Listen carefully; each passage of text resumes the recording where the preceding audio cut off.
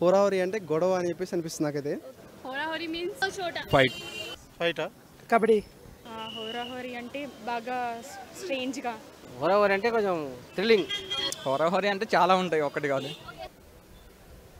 హోరాహోరీ అంటే వెంటనే చాలా ఫాస్ట్గా హడావిడిగా. తేజ గారు ఫైటింగ్ ని హోరాహోరీ అని అంటారు.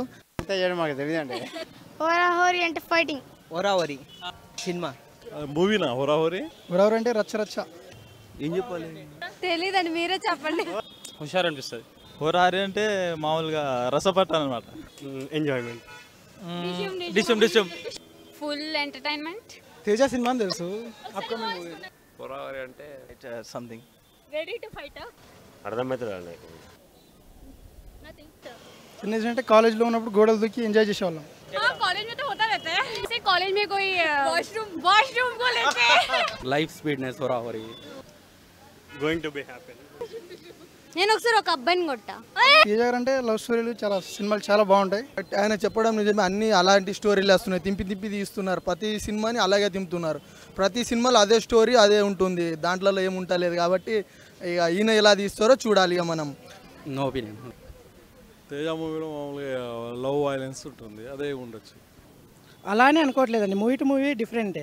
సో అన్ని ఓల్డ్ మూవీస్తో కంపేర్ చేయలేం. సో డెఫినెట్గా కొత్త స్టోరీతో వస్తారని వెయిట్ చేస్తున్నాం. ఆయన ఇదిలో హీరోస్ని ఎక్కువ ఇంట్రడ్యూస్ చేస్తారు కాబట్టి అది ఎక్కువ ఇష్టపడతాం. కొత్త వాళ్ళంతా వస్తుంటారు, సో కొత్త వాళ్ళంతా వస్తారు కాబట్టి చూడాలనిపిస్తుంది. అన్ని లవ్స్ ఎక్కువ ఉంటాయి మేడం, లవ్ సీన్స్ ఎక్కువ.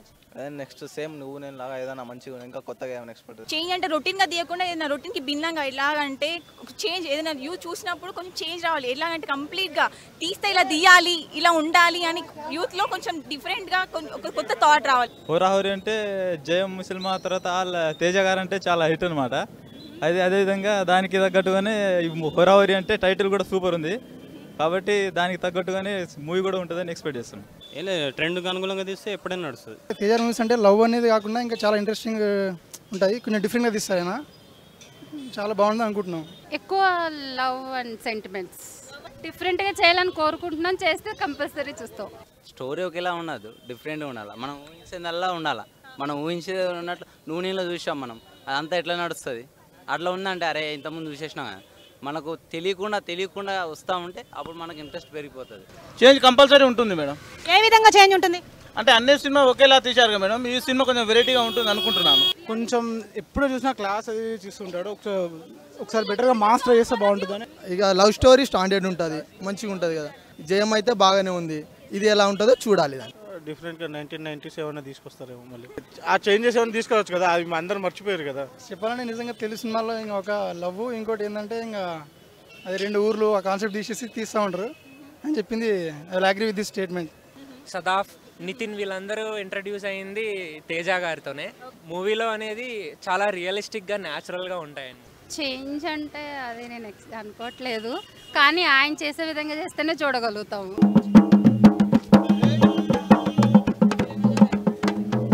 హోరాహోరీ హోరాహోరీ హోరాహోరీ హోరాహోరీ హోరాహోరీ హోరాహోరీ హోరాహోరీ హోరాహోరీ హోరాహోరీ హోరాహోరీ హోరాహోరీ హోరాహోరీ హోరాహోరీ హోరాహోరీ హోరాహోరీ హోరాహోరీ హోరాహోరీ హోరాహోరీ హోరాహోరీ